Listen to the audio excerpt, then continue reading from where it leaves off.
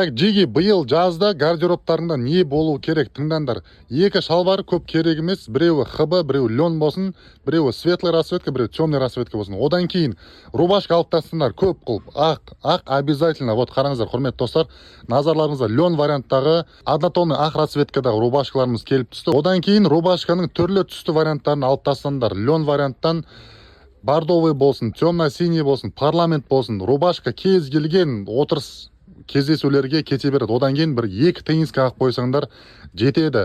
Назарларыңызға образ бізде қараңыздар, құрметті достар, рубашка бізде М-нен 3XL келіп жүреді, матасы лен, өте сапалы лен қараңыздар. Одан кейін лен варианттағы темно-синий слаксыларымыз дүкенде келіп түскен болатын, қараңыздаршы, прям шикарный вариант мынау дегеннен, матасы, ой, ұйқы.